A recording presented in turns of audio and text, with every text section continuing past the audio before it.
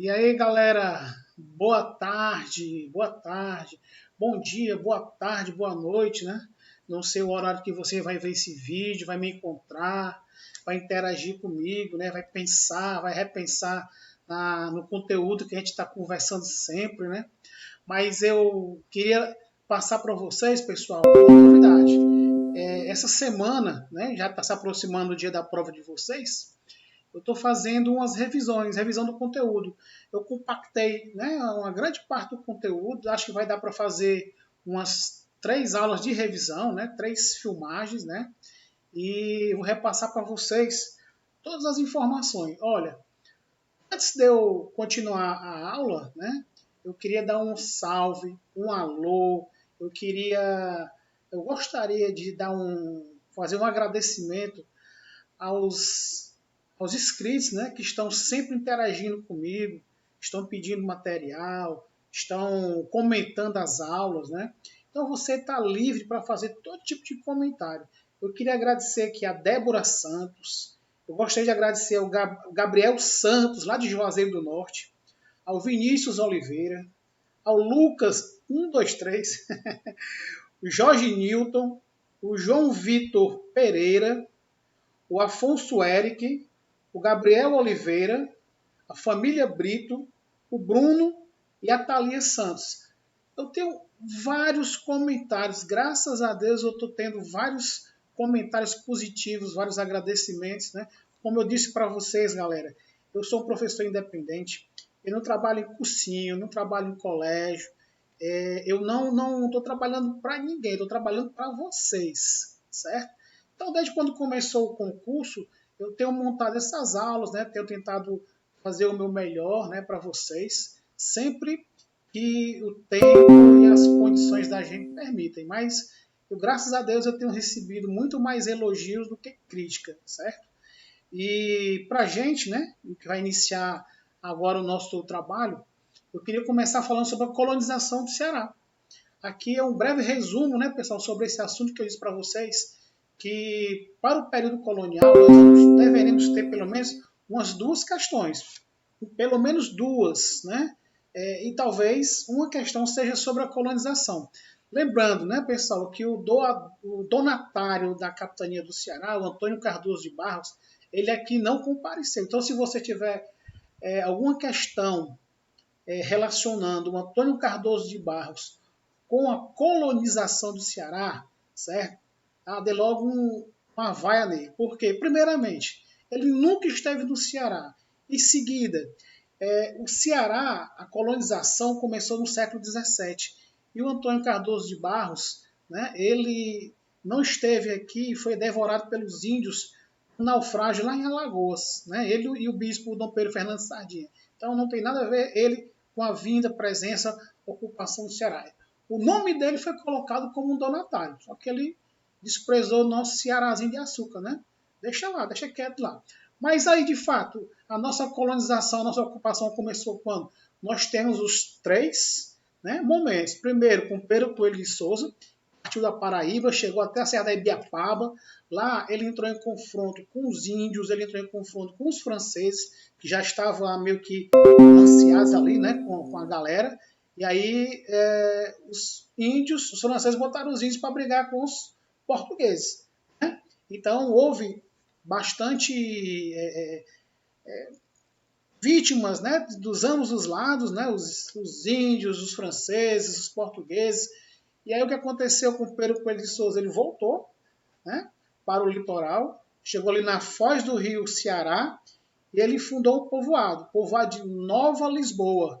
E aquela região ali que ele, né, deu um 360 e assim, essa região agora vai se chamar Nova Lusitânia. E ali ele fundou o Forte de São Tiago. Né? Ele deixou ali uma guarniçãozinha ali, né, tomando conta, e ele se retirou para o Jaguaribe.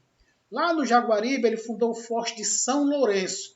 E depois, né, ele trouxe a família dele para o Ceará, e aqui ele registrou os primeiros casos de seca no Ceará, fome, né? Inclusive ele perdeu um dos filhos por falta de comida, né? Inanição total. Então ele viu que para desbravar, ocupar o Ceará era muito mais difícil do que ele imaginava. Foi embora para o Rio Grande do Norte e depois voltou para Portugal, certo? Bom, passado um período, nós tivemos aqui a chegada, né, dos jesuítas. Qual era o papel e a função dos jesuítas aqui, pessoal? Era amansar os índios, né? Era catequizar, era evangelizar. Depois de, vamos pensar assim, né, amansar a galera, ia criar os aldeamentos. Só que antes disso acontecer, no caso específico aqui do Ceará, o jesuíta Luiz Filgueiras e o Francisco Pinto, eles saíram de Pernambuco, foram rumando ali pelo Jaguaribe, né? Também até chegar lá na Ibiapaba, e lá eles foram surpreendidos pelos índios tocarijus, né? E aí o padre Pinto ele foi trucidado. Como? Ele foi morto a tacape, né? A pedrada. Então ele teve uma morte muito violenta. O Luiz Filgueiras, que consta, né? Ele estava ausente do acampamento naquele momento, né? Ele viu toda aquela situação e foi embora. E lá ele ficou horrorizado com aquela cena, né?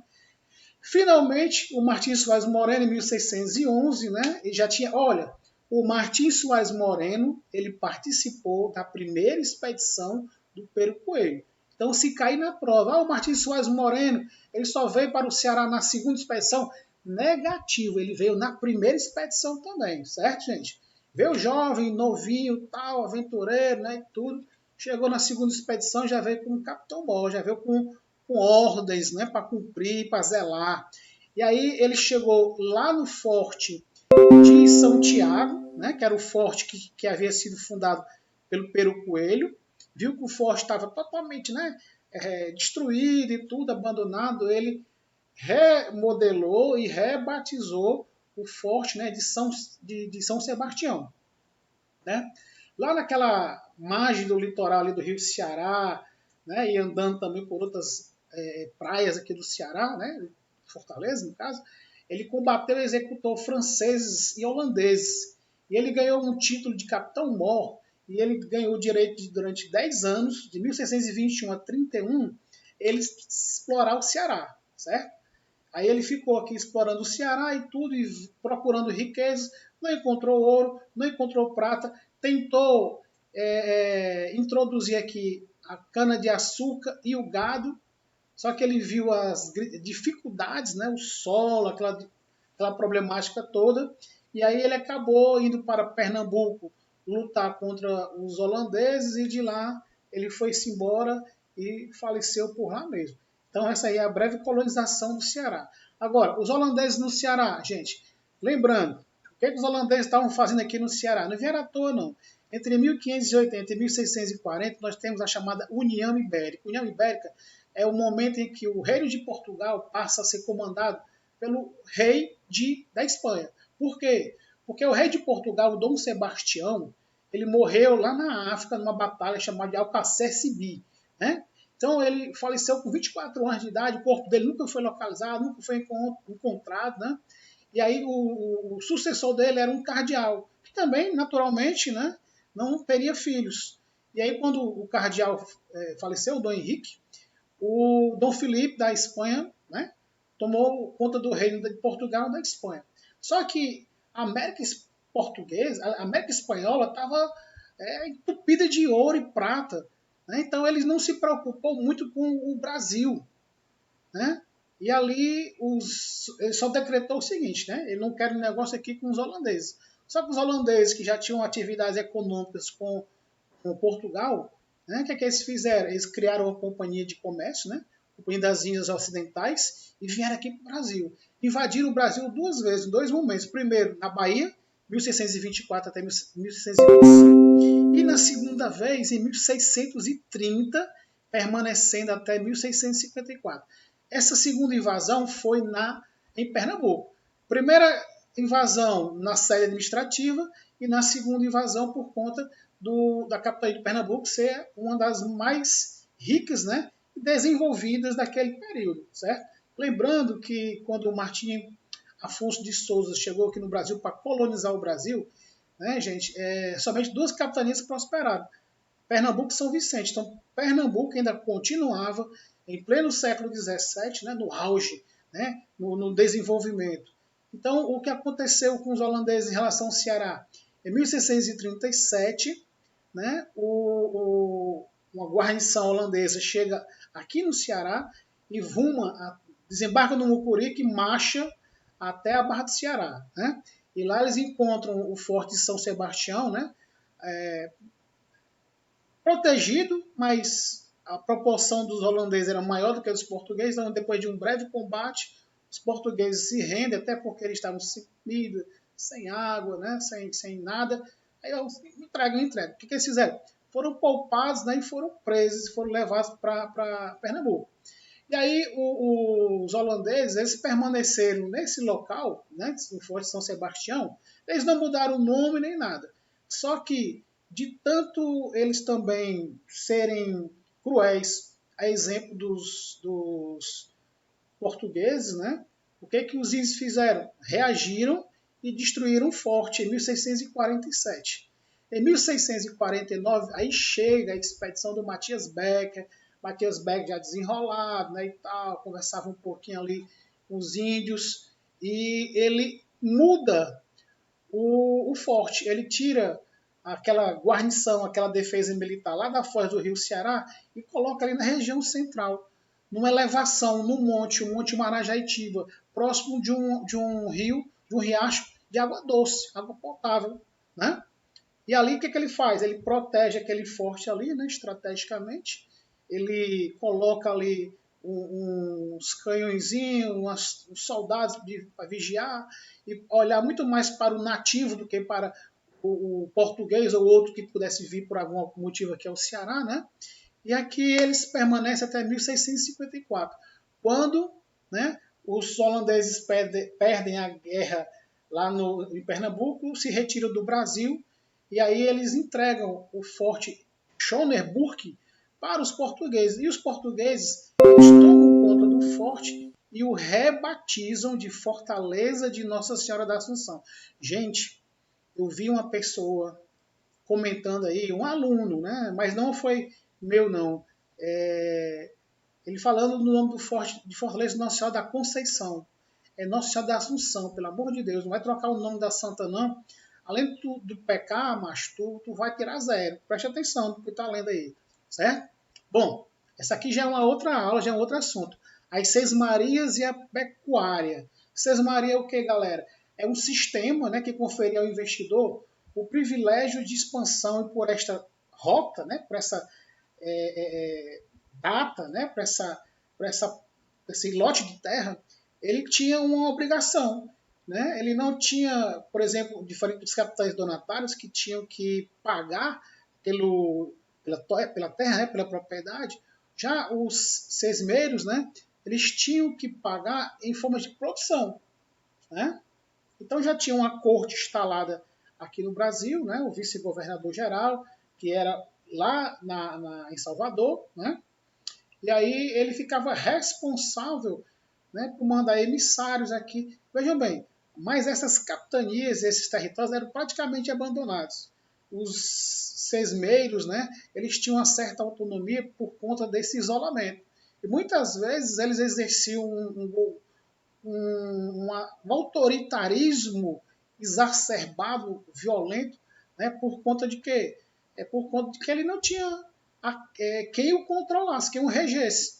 Né? Então ele se sentia imune, né, a problemas. E quando chegava alguém, se viesse, viria-se um dia, mas não era sempre, né? A miúde era raramente. Bom, em relação dentro dessas sesmarias, né, elas tinham grandes extensões de terra. E aí eles começaram a se preocupar. Vamos instalar o quê? Desenvolver o quê? Pernambuco, Bahia já estavam ali, né, explorando o litoral, né, a Mata Atlântica, colocando a questão da cana-de-açúcar. Né? E aqui no nosso estadinho ainda não tinha nada desenvolvido, nada implantado. E aí tinha uma ordem nacional, né, vamos dizer assim. A Carta Régia de 1701 dizia: a partir de 10 léguas do litoral, né, você pode criar gado. Antes dessas 10 léguas, você não pode criar gado. Então, o que a galera fez? Como Pernambuco, Bahia estavam ali se tornando áreas produtoras de cana-de-açúcar, né? Então, vamos levar esse gado aqui para mais longe, para mais distante. E aí partiram os baianos e os pernambucanos fazendo o chamado sertão de dentro e o chamado sertão de fora. Nós temos aí, o sertão de dentro era liderado pelos baianos e o sertão de fora era liderado pelos pernambucanos. Né? Um vinha do interior, outro vinha do litoral. Automaticamente, né, galera, uma pessoa aí se sentiu incomodada. Né? Mas vamos já falar, para não pular aqui da nossa ordem. Dentro dessa atividade, que estava se instalando e se iniciando aqui no Ceará, que era a pecuária, nós vamos ter o vaqueiro como principal trabalhador, como principal mão de obra. Só que ele era um homem livre. Tá? O pessoal até pergunta, eu coloquei homem livre. Homem livre, né? Que não tinha... era um homem que tinha liberdade, no caso. Era um branco pobre, era um índio, era um mestiço. Escravo, negros no Brasil, nos séculos seguintes, né, ao descobrimento, homem negro era sinônimo de escravo. Tá? Então, quando a gente fala negro, né, até no momento em que não há essa entrega de alforrias, de cartas, né, de alforria, muitos deles ainda estão relacionados à cor com o trabalho forçado. Né? Então, o vaqueiro passou a ser a principal mão de obra, o principal articulador do trabalho, né, no sertão, na pecuária. E ele recebia salário, recebia alguma coisa assim, recebia, mas não salário, recebia o rendimento em relação ao seu trabalho. Ele, né, naturalmente, né, por ser um conhecedor do campo, do sertão e daquilo que estava precisando, acontecendo, né, aquilo que ele lidava, ele recebia de cada 4 crias, né, nascidas, ele recebia uma para ele, certo? Então ele se sentia, né, recompensado porque ele ficava com uma para ele e ele começava a ter o seu próprio rebanho. Pequenininho, né, mas passava a ter. Bom, aí sim, eu ia pulando aqui a linha de raciocínio. O principal prejudicado pela expansão da pecuária, né, pela chegada do gado, sertão de dentro e sertão de fora, foi quem? O índio, né, o nativo. Ele foi prejudicado porque ele começou a ter as suas terras tomadas, passou a ter os seus santuários violados, passou a ter o seu corpo, né, como sinônimo de ameaça. Ah, o índio ele não deixou fazer isso, fazer aquilo. Vamos eliminá-lo, vamos abatê-lo. A justificativa era essa, era levar a civilização, o progresso, né, para o campo, para o sertão, certo? Bom, com a rota da pecuária, começaram a surgir as vilas aqui no Ceará. Nós vamos ter a vila de Aquiraz, Fortaleza, de Icó, Aracati, tá?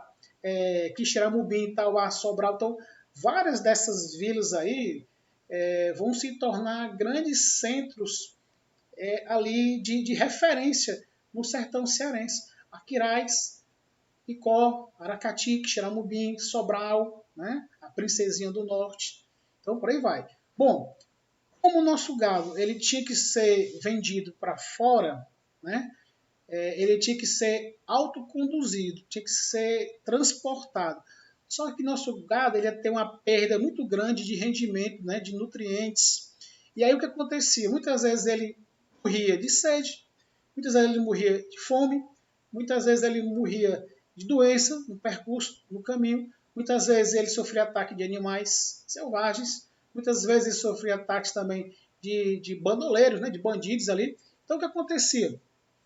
Eles descobriram uma fórmula, né, de que eles pudessem vender a carne do gado, né, sem que ela se deteriorasse. A charqueada, que são oficinas de benefício à carne. Então, devido às dificuldades de concorrer com os rebanhos oriundos de outros sertões, por conta da aproximação, né, do local de embarque, de venda dessas feiras, né, então eles começaram a preparar o gado já da forma mesmo preparado para o abate, né? Eles abatiam o gado, eles salgavam a carne, penduravam a carne, né, numa espécie de varal, onde a carne começava a secar, né? A carne perdia a sua umidade, né? Ou seja, ela secava, e a partir daquele momento ali ela era colocada, né, em camadas e colocada dentro de umas sumacas e era levada para os portos. A grande maioria desses desse comércio, né, ia para Aracati, e dali ele se espalhava por outras regiões. Aracati se tornou o porto acessível, o pulmão da nossa economia no século XVIII. Da pecuária surgiu a civilização do couro. O que foi isso, pessoal? O uso e o beneficiamento de toda a estrutura do gado, né? No caso aí, o couro, fazia roupa, fazia chinelo, fazia o gibão, fazia uma espécie de capacete, né? Chapéu, tudo, certo? E aí nós vamos entrar em decadência, tá? Por conta da seca no século XVIII. Bom, e agora a Confederação do Equador no Ceará, galera. Motivos: Dom Pedro I ele fechou o Congresso Nacional. Dom Pedro I ele chamou a galera, proclamou a nossa independência, né? Convocou uma Assembleia Nacional Constituinte. Quando ele chegou lá, mandou lá os fuxiqueiros dele: ei, dá uma olhadinha lá, o que está acontecendo, que eles estão falando de mim? Bicho imperador, eles estão querendo tirar o teu poder, querem controlar, eles não querem também que a igreja, né, tenha poderes. Aí o Dom Pedro, pera, vou dar um golpe. Aí o Dom Pedro dissolveu a Assembleia Nacional, aliás, já dissolveu o Congresso Nacional, né? E aí o que aconteceu? Ele mandou os constituintes para casa. Fechou o Congresso, aí ele impôs a Constituição de 1924, na qual ele criou o poder moderador. O Ceará, ele teve durante 143 anos subordinado à capitania de Pernambuco. A região mais influente ali com Pernambuco, né, pessoal, o Cariri, e nós tínhamos a família Alencar como um grande exemplo.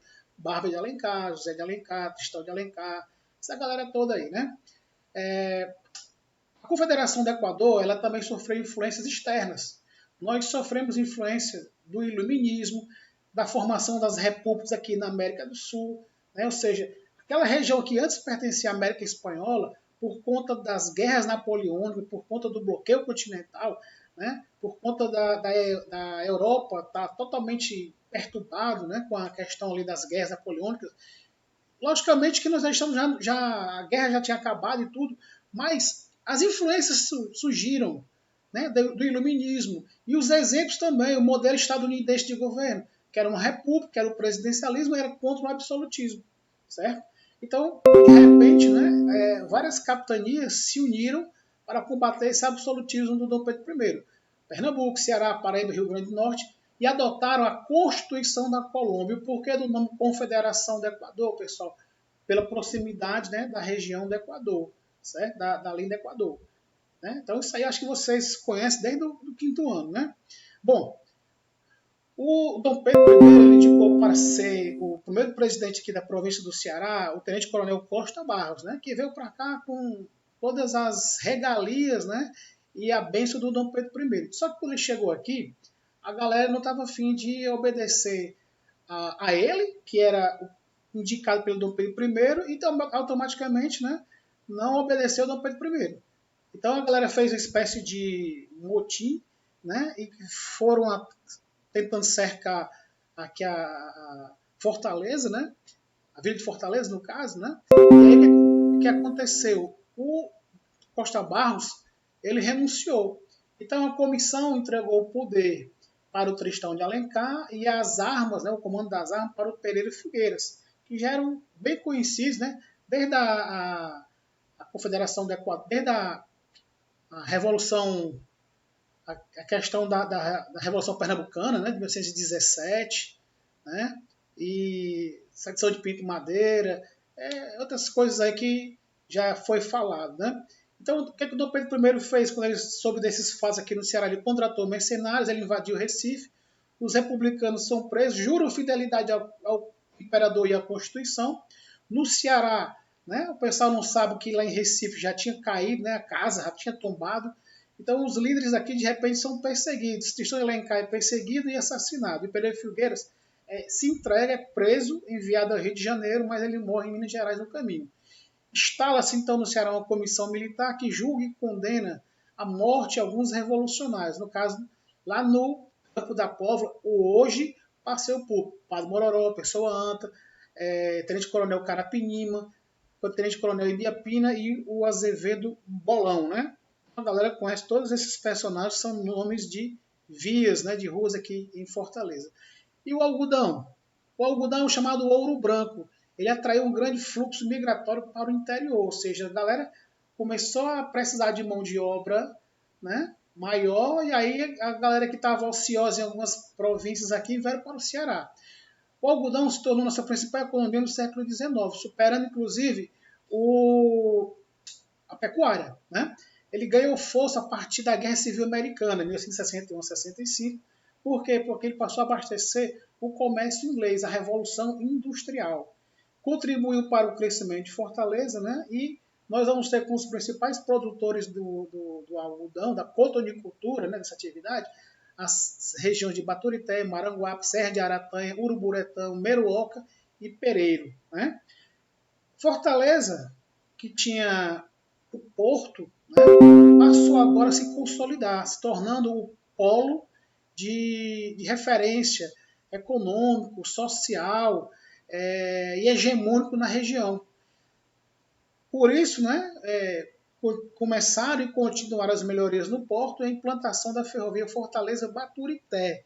Inclusive, essa ferrovia, pessoal, ela vai também ser responsável depois, né, quando o Ceará enfrenta as grandes secas, por ser uma espécie de caminho do sertão para Fortaleza, né, dos flagelados, dos famintos, não só no século XIX, mas também no século XX. Tá? Outras transformações que aconteceram aqui, galera, em Fortaleza, por conta da atividade algodoeira, né?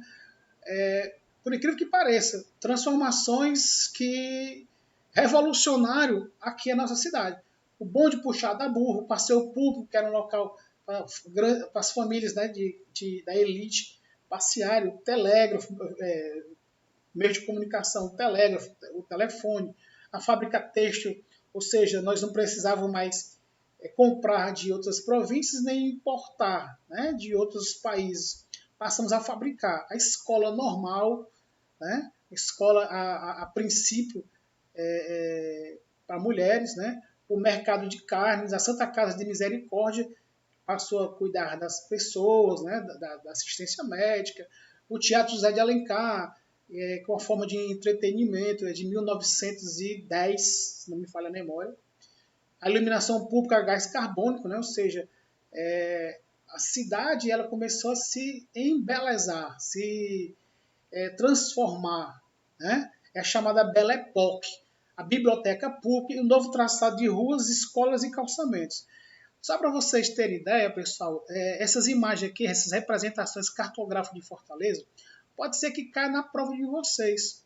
Essa da direita aqui, do Adolfo Webster, esse formato de Fortaleza aí, o formato xadrez, né, que foi criado em Adolfo Webster, ele se inspirou no modelo parisiense, Paris mesmo.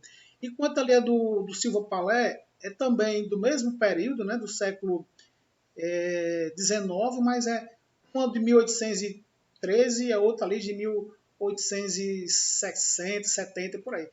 Mas a diferença é essa, enquanto uma trata a cidade como uma vila ainda provinciana, a outra já começa a dar um ar mais moderno, civilizador, né, desenvolvimentista, mais aprazível, organizado, mais limpo. E tem um detalhe, centralizando essa região, começa a ficar ali as pessoas mais abastadas, mais ricas. Depois, né, a praia continua nesse momento aí sendo local de pessoas, de pescadores, de pessoas simples, de pessoas pobres, certo? E depois há uma inversão, né? No século XX, XXI, a praia passou a ser um lugar de pessoas ricas, né? Abastadas. A escravidão começa em 1850, o declínio, com a Lei Eusébio de Queiroz, que proíbe o tráfico negreiro Brasil-África. A partir dessa data, né, os escravos cearenses eles passam a ser vendidos para o norte e para o sul. Os fatores que determinaram a presença diminuíram, né, a presença de cativos aqui no Ceará, pessoal, a Guerra do Paraguai e a Grande Seca dos Três Setes. Né? Nesse momento também surgem as sociedades libertadoras, exemplo, a Perseverança e a Povia, a Sociedade Cearense Libertadora, que tem o jornal O Libertador e o Centro Abolicionista. O que é que essas sociedades fazem? Elas compram manumissões, cartas, alforrias, libertam os escravizados, ou até mesmo ajudam na fuga dos escravizados. Talvez assunto de prova. Primeira greve dos jangadeiros, José Luiz Napoleão foi o responsável, né? Ele atuou na greve de janeiro, 27, 30 e 31 de janeiro, né, de 1881, quando surge aquela famosa frase: os portos do Ceará não se embarcam mais escravos. Beleza? Entenderam? Segunda greve. Aí sim, aparece o Francisco José do Nascimento, o Dragão do Mar, ou Chico da Matilde. E aí, galera, que ele vai liderar novamente uma manifestação, né, um movimento em que as pessoas vão para o porto. Não é somente jangadeiro, não. A população, os militares do exército, né, que são chamados para conter esse motim, eles relutam, demoram, porque o próprio comandante, líder do batalhão aqui em Fortaleza, ele é abolicionista. Então, o que acontece com ele? Ele é repreendido, ele perde. Todo o batalhão aqui do Ceará vai servir em outro local. O Dragão do Mar, ele tinha um emprego, perde o emprego dele. Então, as punições acontecem dessa maneira aí. E, cronologicamente, nós temos aqui a Carape como a primeira via libertar os escravizados no Brasil. Nós vamos ter depois o fim da abolição em Fortaleza no mesmo ano, né? 24 de maio de 1883. 25 de março de 1884, o fim da escravidão no Ceará, mas a cidade de Milagres, lá no sertão, né, no interiorzinho, manteve a escravidão até o dia 31 de dezembro de 1886. Depois do Ceará, a segunda província foi o Maranhão. Então, muitas vezes, por conta da relutância de Milagres em libertar os escravos, muitas pessoas dizem que não foi o Ceará, foi o Maranhão, foi o Amazonas, né? Mas como grande processo aconteceu desde 1883, por isso que o Ceará é considerado o pioneiro, né? Essa data, dia 25 de março, é chamada data magna, né, da abolição do Ceará, por conta da abolição. E o Ceará ganhou o nome de Terra da Luz, pelo pioneirismo. Um personagem que participou dessa campanha abolicionista aqui no Ceará, pessoal, foi o José do Patrocínio, viu? Então, fiquem atentos aí, fiquem ligados. Atividades que não usaram a mão de obra negra, né, no final do... Aliás, que usaram a mão de obra negra no final do século XIX, que fez com que a população cativa diminuísse aqui no Ceará, mas que não quer dizer que não tivemos e que nós não temos negros aqui no Ceará, né? O ciclo da borracha e o ciclo do café, norte e sudeste, ok? Bom, o Ceará é a República Velha, o renegado está quase meia hora rápido. Política do café com leite, 1894 1930, domínio São Paulo e Minas Gerais, certo? Política dos estados ou dos governadores, 1898 1930, Prudente de Moraes, manter oligarquias que apoiam o governo federal no poder. Política das salvações, Campos Salles, substituir as oligarquias, a política do café com leite é o Prudente de Moraes, a política dos estados é o Campos Salles, a política das salvações é o Hermes da Fonseca, certo? Vamos voltar. Política do café com leite é o Prudente de Moraes, é o domínio das oligarquias de São Paulo e Minas. A política dos estados ou dos governadores é o Campos Salles, 1898 até 1930. Não é o que é o governo dele, não. É a partir daí, né, passou a ser tratada esse sistema aí. E a política das salvações é no governo do Hermes da Fonseca, 1910 a 1914, né? Substituiu as oligarquias que há muito tempo estavam no poder, né, por novas. Nesse sistema, né, pessoal, duas forças hegemônicas prevaleciam na disputa pelo poder e conservação dos favores e privilégios. O coronelismo e o clientelismo. Coronelismo, prestígio pessoal. Clientelismo, troca de favores. Baseado em que tipo de situação eleitoral? O voto de cabresto. O eleitor elevado. Vota, filho da mãe, quem? Se tu não votar no fulano de tal, tu vai morrer. Nesse momento aí, né, ocorreu o quê? Fraudes, violência, e não tinha justiça eleitoral.